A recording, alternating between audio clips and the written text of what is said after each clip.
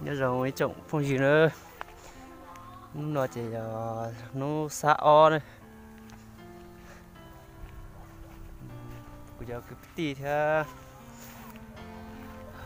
bé mình tôi mình nhỏ vậy mà sau này giờ hắn đã bù lên chế lẩu nữa em gà sáng gần tới một lại rồi bé bù ha bé dày nữa lại tôi muốn để chụp bé lại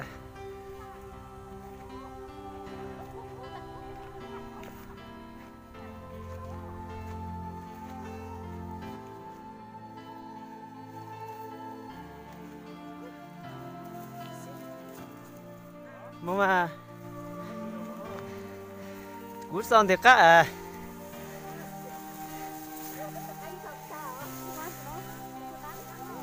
bây anh chị nó một số bột bề chống phèo bột bề ta chống phèo bây bùa bây giờ chỉ lo nhá bột bề rồi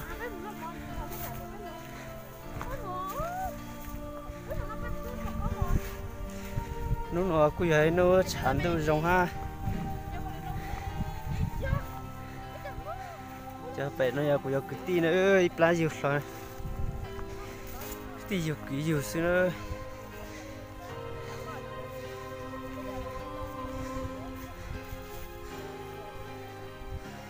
cho nó giờ cho nẹt dậy ha đi đây theo của con nè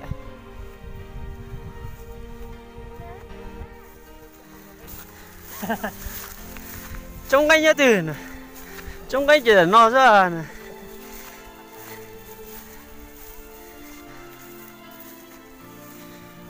là nó giật lại cú hiểu đâu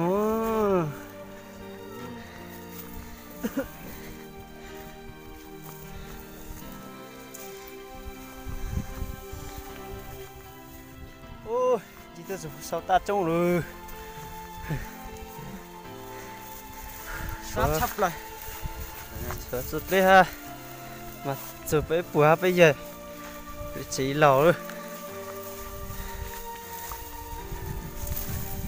tên là cũng mua tên lưu theo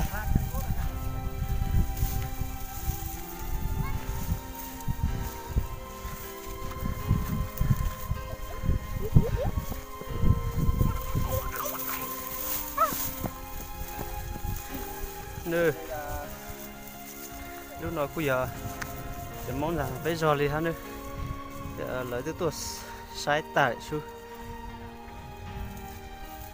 bây giờ bên này ăn ra xuống này bên sự dễ này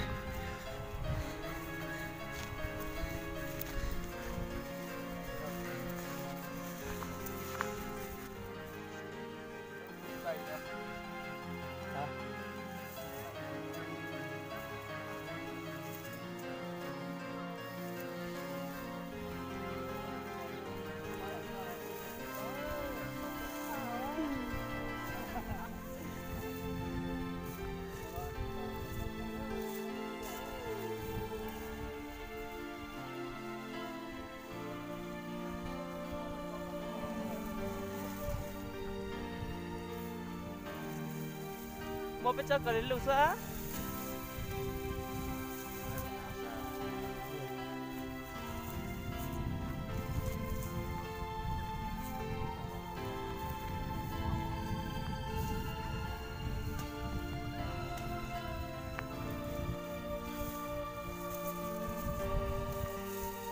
yo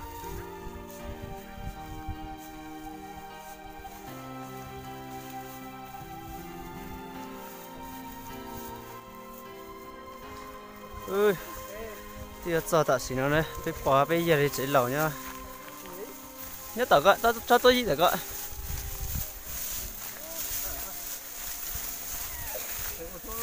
dạ nhất tao gọi thôi để con đấy ơi giờ để nó tôi phán còn nhỏ rồi chứ ít xíu vậy chứ sợ ít sao để nó giờ cái bùa bây giờ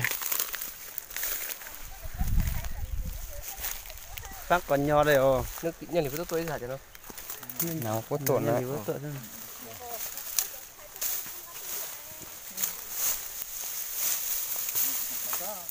phải khỏi được chú rồi đấy.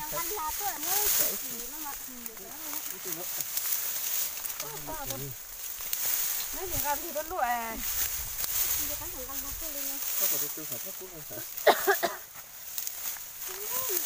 Rau tua. Ô, xanh rồi chứ, lúc cha bây giờ, tôi sai bù hai vậy thì để chế ra nhiều sáng nhận tới tôi cái đó bù hai vậy đó.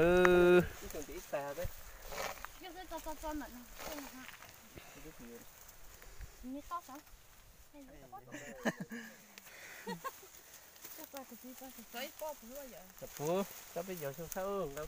Này các con Đâu là một tôi nâu, nó dần cao. À, nè, là dễ thôi. sao chưa? Cho bây giờ cao đâu là một tôi nâu, mỗi nhân nông cao nhân nữa. Gì nè? Đấy, tôi chơi tôi được không? À, cho kia mà. À, dữ.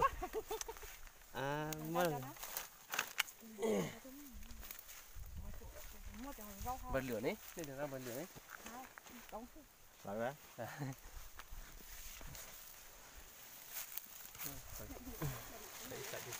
Ủa, tao bây giờ nó sang nào nó bỏ tôi lên nậu.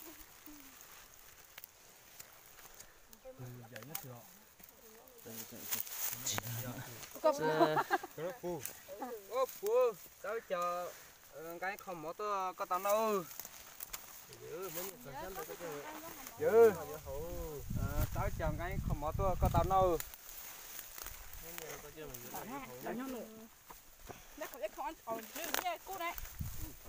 Gì mà mua của cắt lại. À, chứ có mặt lại có mà. Thế cuối tôi tới rồi nó. Đó này. Ô, mấy nhà sản đây cô. Thế cuối tôi sẽ.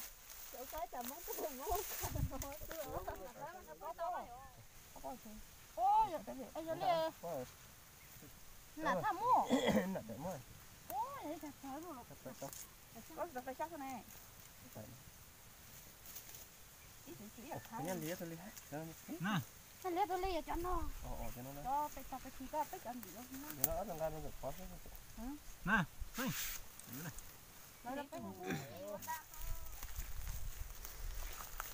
Sai chặt cút to.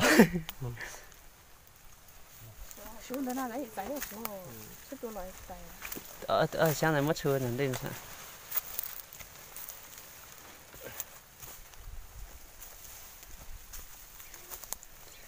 Mất cho cái lấy thằng này nó chứ. Ui, không được đâu.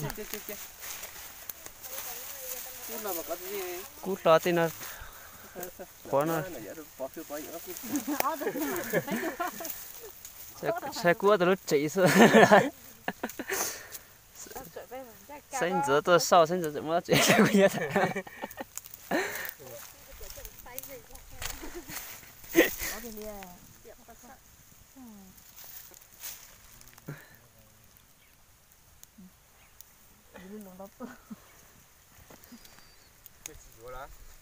Thế mua lo.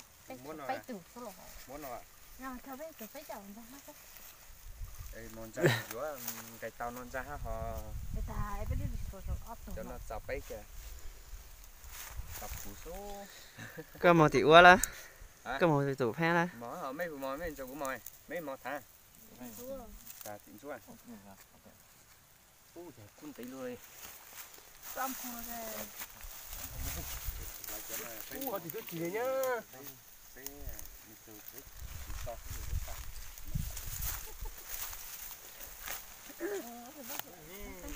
Giờ sáng nào mà cũng chạy. Giờ sáng này là chưa chút gì đấy này. Là sáng lần tới cho bù hai tại bây giờ cho cá mình là tên nó. Một sai tên bún nha tên ha, cho tên từ hắn nữa. Cái này chẳng cái khó sáng.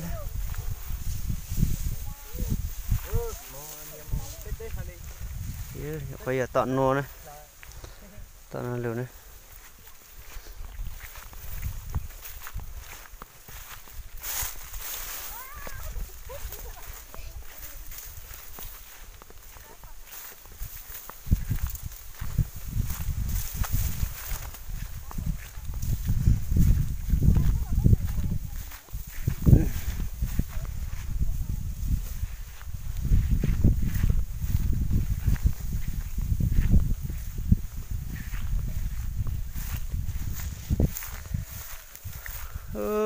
chuột tua làng già cái đứa giò mà lỡ bỏ ra hàng ra nữa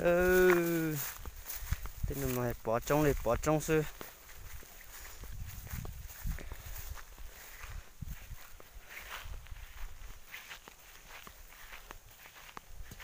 giờ bây giờ bé nạt dậy đi giàng nữa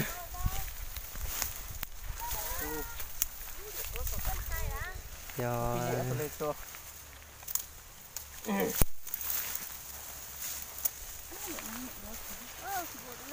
cái nào vậy cũng lại bóp ra hồ bây giờ bố tuần tê à nè cái chân lì bố tôi ra khổ lạnh ui khổ lạnh khá dữ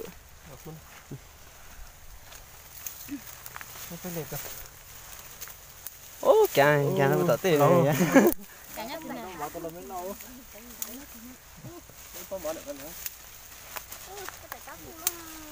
bông nè nó bông đi ra cái bông giờ cho nó cái gì khá bớt rồi cái thả cái sườn cho mọi người phòng chứ rồi bố cái thả ở bông còn nhiều cái bông hai bông để bỏ xong sang à khai rau không mà tôi cho có tao nó ê giờ là cá mốt trời giờ ô hả nó là cá mốt trời giờ ô mua nè có cái này à rồi để qua cái này lỡ rồi mua nhà xem được đâu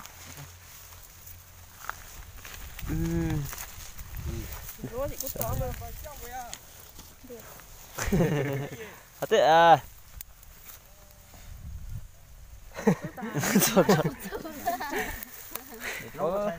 ô coi một xuân cho tao tích coi này nhà lía từ mua nhà xem được có cho mình nó khó nữa chưa tôi chỉ mấy đứa tôi phải chỉ mấy con chỉ à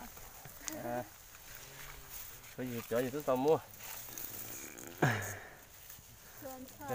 cái mà tao dùng lớp sao sao cái này nữa hả cái chỉ cút to sai to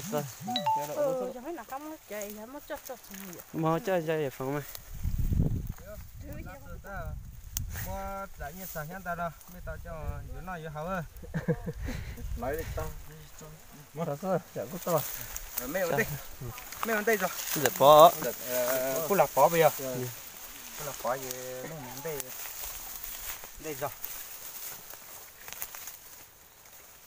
kiểu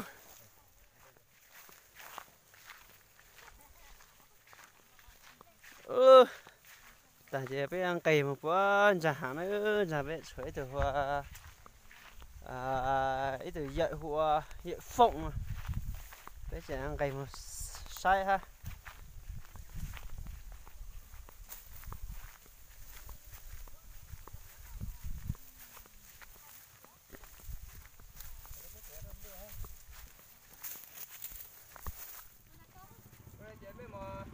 ở đây mấy lần luôn ra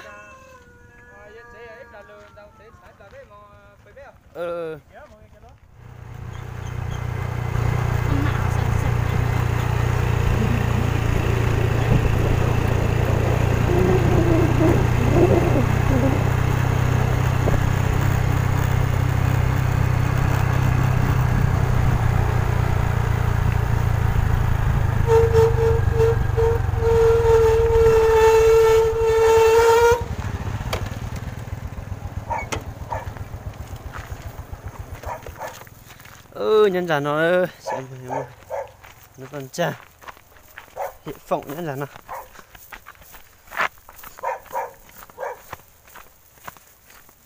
hiện phộng mà nhất hoàn đợi với lướt tò chỉ mong là lướt tò chế này nữa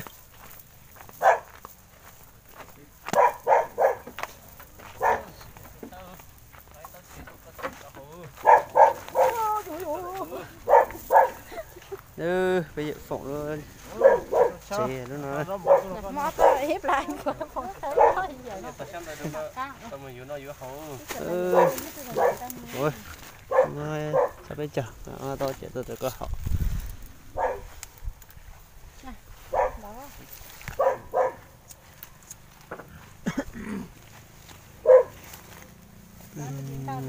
mua nhiều giá hiện tại có cho Nhiệt sạch xem tao câu.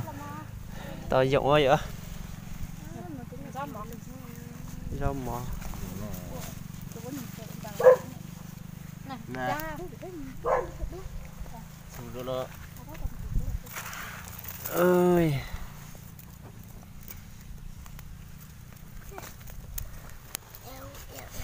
cái sổ bên một lâu nhiệt từ nó mong sữa.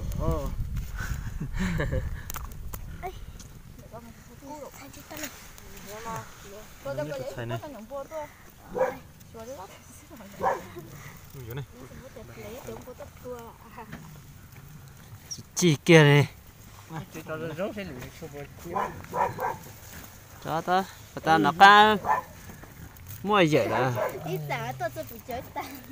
chỉ Chơi chỉ còn khá bằng cái hậu. Những cái nó được cái hậu ta phải chỉ. Ủa chối nhỉ, có chơi được. Nói cũng có rồi. Nó xịt lòng đấy lì này hả?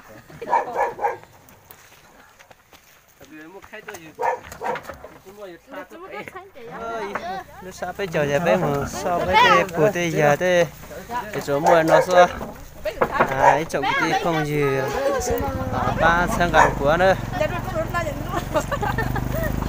ba su cha ba sang gần của theo tàu thôi giờ trong sau đó mới sẽ đợi qua cái tì cái bài nữa nhếp ra là nhếp ra to